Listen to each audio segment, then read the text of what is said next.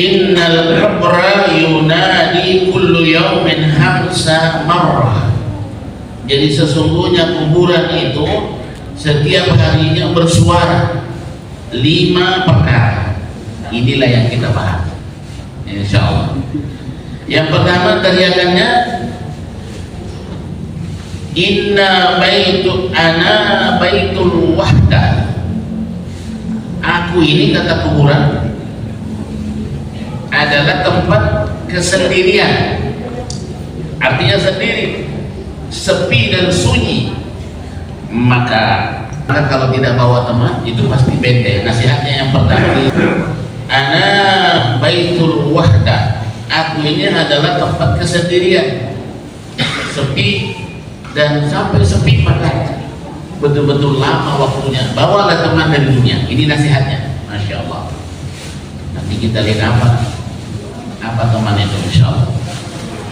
Sehingga beda halnya Pak kalau kita meninggal malam ini, dikubur besok, terus besoknya kiamat. Tidak terlalu lama menunggu, masya Allah. Masya Allah. Karena pekerjaan yang paling berat itu menunggu. Bocor ada. Faja'ala laka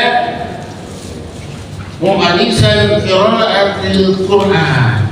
Temanmu itu bawalah dari dunia teman untuk supaya kamu tidak bete bacaan Al-Quran.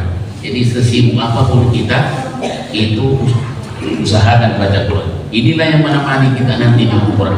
Mau 1000 tahun di kuburan atau lebih, tidak masalah. Imam Syafi'i beliau baru umur 10 tahun sudah hafal Quran 30 juz. Quran itu paling lengkap, tidak ada papanya HP, kandungan HP dibanding Al-Quran. Maka itulah yang selalu menghibur di kuburan, karena Al-Quran itu sangat luas, bisa menjangkau perkara-perkara yang lampau, lama, sekarang dan kekinian dan akan datang. Ada semua di dalam Al-Quran. Itu hebatnya. Inilah yang menjadi teman. Makanya dalam satu hari usahakan baca Quran minimal 1 ayat. Sudah ada teman kita berprestasi, 1 hari itu bisa mencapai menyelesaikan 1 juz. Kalau kita mungkin belum, ada yang belum bisa, tidak usah dipaksa. Ya, cari surah-surah yang pendek. Nah, inilah yang menjadi teman nanti di sana, masya Allah. Jadi, ana baitul wahdah, aku ini adalah tempat kesendirian. Bocoran ini, untungnya kita dapat berita sebelum meninggal. Nah, Islam ini kan tidak membolehkan tiba masa tiba akal. Nanti dimasukkan di kuburan, aduh, sendiri gawat ini, kayak apa ini, tidak ada teman, sudah stres sendiri. Maka itu bawalah teman dari dunia. Apa itu? Qiraatul Quran. Selalu dan selalu baca Quran. Apalagi mau Ramadan, sudah minimal dalam 1 hari itu ada baca Quran, insyaallah. Sayyidina Ali mengatakan, siapa yang membaca Al-Quran, kata beliau, 1 hurufnya itu dalam posisi sholat, maka diberi 100 kebajikan per hurufnya. Al-Fatihah sudah masya Allah 139 huruf di dalam surah Al-Fatihah, tinggal dikali 100. Wah, kaya memang kita ini, masya Allah. Baru Al-Fatihah, masya Allah. Itu yang pertama. Jadi rahasia dan teriakan kuburan yang pertama, ana baitul wahdah. Aku ini adalah tempat kesendirian, sepi. Maka kalau tidak mau kesepian, bawalah qiraatul Quran, bacalah Al-Quran setiap harinya, insyaallah. Tidak bete kita, tidak stres di dalam kuburan. Karena misalnya Imam Syafi'i saja, anak cucu Adam, wahai manusia, aku ini adalah tempat yang gelap. Memang gelap itu kuburan, Pak. Tidak ada angin-anginnya, tidak ada ventilasinya, masya Allah. Tidak ada juga jendelanya, masya Allah. Nasihatnya apa? Bawalah lampu dari dunia. Ya. Jangan nanti dimasukkan di kuburan baru kalian kabur. Gelapnya sekalinya di sini, masya Allah. Ntar saya WA temanku di PLN. Tidak bisa itu tidak nyambung, masya Allah. Maka bawalah lampu dari dunia, bukan bola lampu begini. Di sana tak lampu bola lampu begini, insya Allah.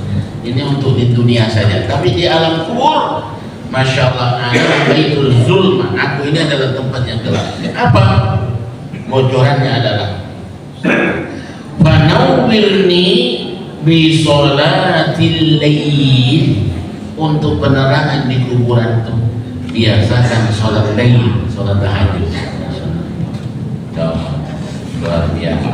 Kalau tidak bisa setiap malam, paling tidak dalam satu minggu jangan sampai tidak ada sholat lailnya, Pak.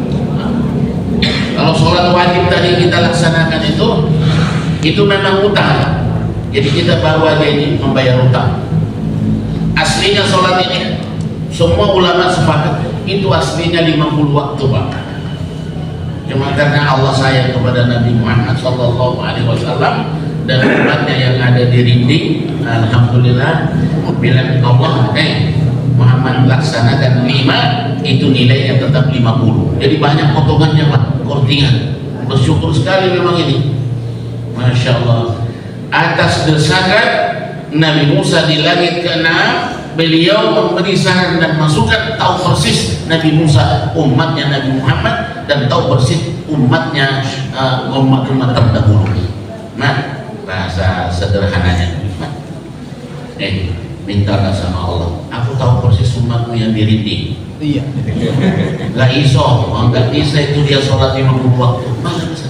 Orang umat yang terdahulu aja nggak mampu. Energi, bodyguard. Karena Nabi Nuh saja umurnya 950 tahun. Nabi Nuh kurang 50 tahun itu 1000. Nah, tingginya Nabi Nuh itu kurang lebih 2 balon 4 disambung. Jadi kurang lebih 8 meter, Masya Allah. Tidak mungkin kepala seperti ini, Masya Allah. Umat-umat terdahulu Muhammad tak mampu lah itu 50 waktu. Mintalah sama Allah. Alhamdulillah, Masya Allah, itu berat. Tapi bukan kita antipati, kita malah justru doakan saudara kita yang belum terbuka hatinya. Ini berat. Alhamdulillah. Jadi wa ana baitul zulm. Nah, kita sholat tadi ini satu waktu sebenarnya menyelesaikan 10 waktu, karena kelipatannya selalu 10. Setiap kita sholat yang wajib itu kelipatannya 10. Jadi 5 waktu berarti sama dengan 50 waktu. Pertanyaannya, kalau ada orang tidak sholat 1 hari 1 malam, berarti kehilangan 50 waktu. Pertanyaan besarnya, adakah orang yang tidak sholat 1 hari 1 malam? Jawabannya bukan ada, banyak. Kalau banyak aja mungkin sedang aja, tapi ini coba tanya teman-teman dari Jawa itu. Beda itu banyak dengan banyak. Orang yang menyepelekan sholat bukan berarti tidak sholat, hanya suka menganggap sepele sholat. Sholat dulu bro, nanti gitu kan, dalam ucapan. Bahkan ada yang tanya saya, Pak Ustaz mau kemana? Mau pergi sholat. Ya Pak Ustaz, saya tidak sholat, ini lagi kotor, banyak alasannya. Salam aja sama Allah ya. Memangnya Allah itu teman kaimu.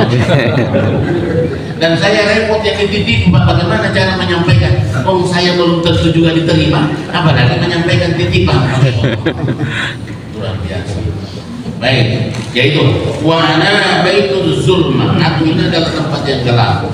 Maka bawalah lampu dari dunia. Apa itu? Fanawwirni bi sholatil lail. Biasakan sholat tahajud. Alhamdulillah. Setengah 4 itu masih dapat, Pak.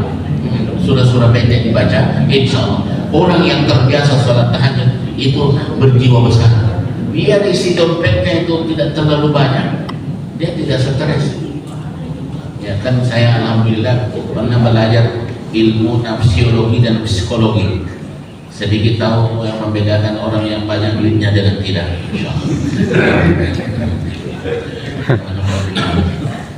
Itu yang kedua. Nasihat kuburan yang ketiga. Jadi kuburan itu setiap harinya teriak, cuma kita tidak dengar. Kalau dengar kita ketakutan nanti, Masya Allah. Wa ana baitut turab. Kata kuburan, aku ini adalah tanah, tempat tanah meluluh. Lantaiku tanah, dindingku tanah, pelaponku juga tanah. Jadi tanah semuanya. Maka bawalah ambal atau karpet dari dunia. Masya Allah. Jangan nanti sudah dimasukkan kubur, sudah tidak ada apa-apa, Makanya tidak boleh kita terlalu perhitungan untuk memberi sumbangan makanan begini. Ini semua apa rahasianya, pesannya, yaitu fahmilul firash wa huwal amalis shalih. Perbanyak amal soleh. Apa yang dibutuhkan di masjid itu nanti baru di kuburan sudah datang dia, Pak, saya pasangi ACK. Siapa yang nah, berapa PK? Setengah aja, Masya Allah.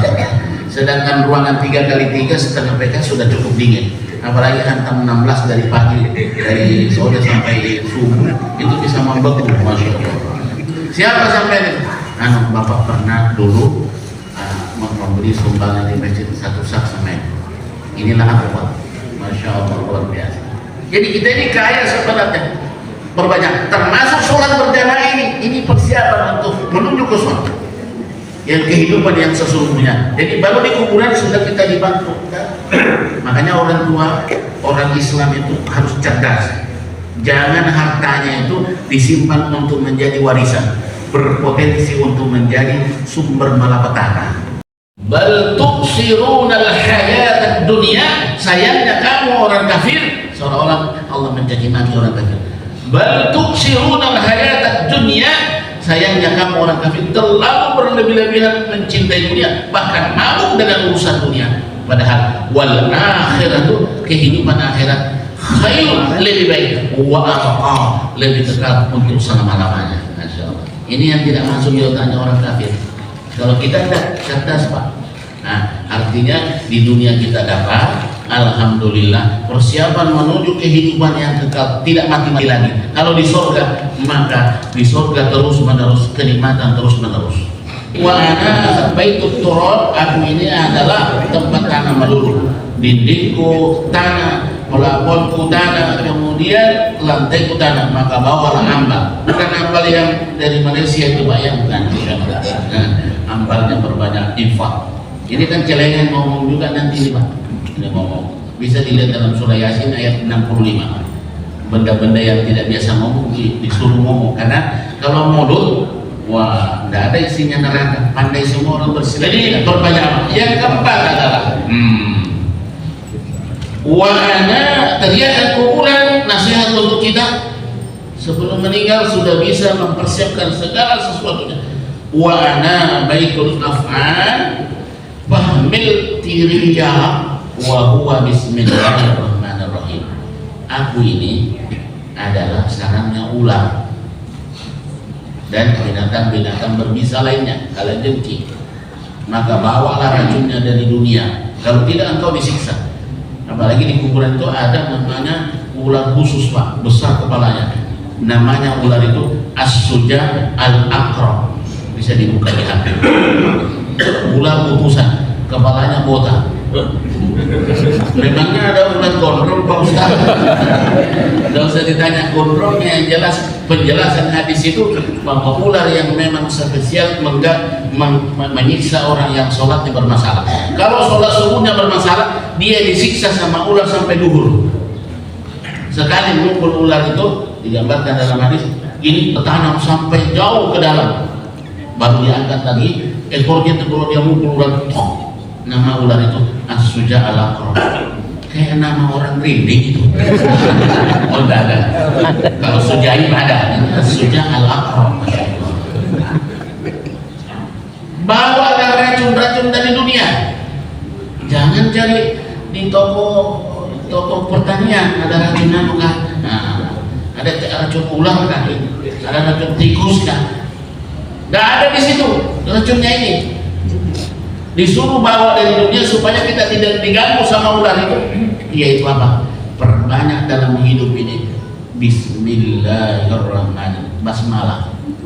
Tadi dari rumah menuju ke sini, itu kan pakaiannya itu, Pak. Bismillahi tawakkaltu ala Allahi la haula wala quwwata illa billah. Saya sekarang di Polres, saya kasih tahu polisi-polisi itu tidak ada papanya, pistolnya tidak bisa meledak itu. Ini senjata yang paling utama, yaitu Bismillahi tawakkaltu ala Allahi la haula wala quwwata illa billah. Garansinya 3 kalau ini dibaca. kemana-mana, apalagi kalau mau naik pesawat. Mudah-mudahan yang jatuh di Sulawesi itu sudah baca ini. Masya Allah.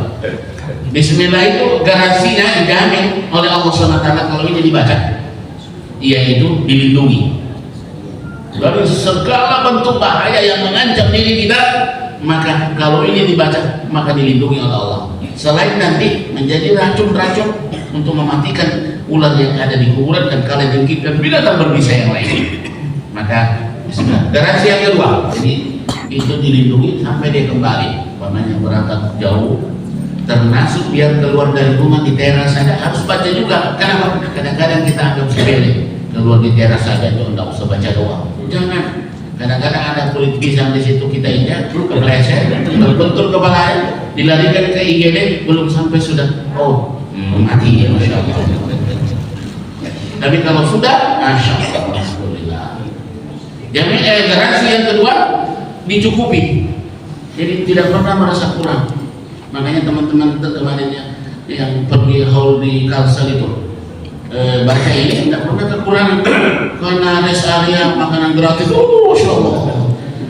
Kalau di tempat saya itu di Masjid Al-Farah Haji Gani, beliau tidak layani waktu berangkatnya karena posisi itu harus mutar, jadi sebelah kiri. Jadi dia sepakat dengan rest area yang lain. Nanti pulangnya aja, aku alhamdulillah di Al-Farah itu pulangnya baru dilayani sampai satu minggu, Pak.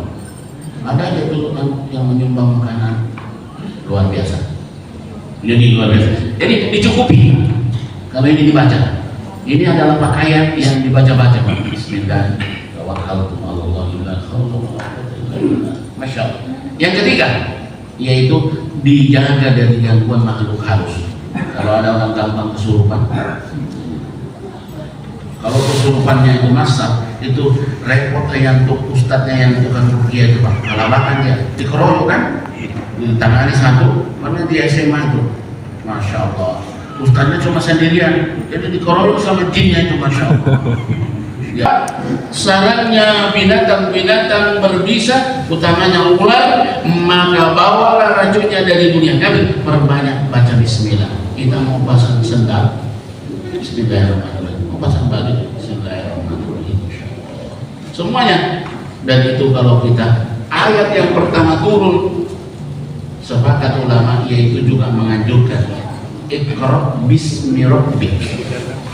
Nah, bismi rabbik. Kalau kita memulai kebaikan-kebaikan semuanya dari bismillah, insya Allah, termasuk meminum. Baik itu suali, mungkar wa nakir. Saya ini ada tempatnya berdiam, standby, mungkar wa nakir. Maka bawalah jawaban-jawaban, persiapan jawaban. Pasti kamu ditanya oleh mungkar wa nakir. Dan mungkar wa nakir ini serem. Baru kita lihat wajahnya sudah bisa muntah kuning, ketakutan. Apa nak senyum? Ditanya, sampai ada di India dekat masjid kota, jarang ke masjid, ada apa toh? Mulai ditanya. Nah, yang pertama pertanyaannya pokok hanya dua sebenarnya, yang lainnya itu ngikut gampang. Kalau dua itu sudah bisa dijawab, Masya Allah. Apa pesannya kuburan itu? Wa ana baitu suwali munkar wa nakir. Faktar ala zahirina qawlihi la ilaha illallah Muhammadur Rasulullah. Perbanyaklah sebelum kita meninggal membaca la ilaha illallah Muhammadur Rasulullah. Inilah kalimat yang betul-betul. Karena pertanyaannya mungkar wa nakir, man rabbuka? Siapa Tuhan? Kalau orang sholat, Pak, itu sudah terlatih, refleks, tidak perlu dipikirkannya lagi. Betul-betul refleksnya betul. Allah. Man rabbuka? Yang paling banyak kita sebut dalam sholat Allah. Allahu Akbar. Mau ruku Allah. La ilaha illallah. Man nabiyuka? Siapa nabimu? Jelas kalau orang sholat asyhadu an la ilaha illallah, asyhadu anna Muhammadan. Tidak kesulitan menjawab itu. Kalau mana kiblatmu, alhamdulillah otomatis. Kalau orang sholat pasti menghadap ke kiblat. Tidak perlu dijawab dan sudah terjawab dengan amal-amal kita. Nah, kalau kita di Indonesia, apalagi di Tanjung Redep ini, di Baro ini, pasti menghadap ke barat. Nah, belum pernah dirubah. Kalau ada orang sholat menghadap ke timur, cepat-cepat dibawa ke rumah sakit jiwa. Kemudian apa kita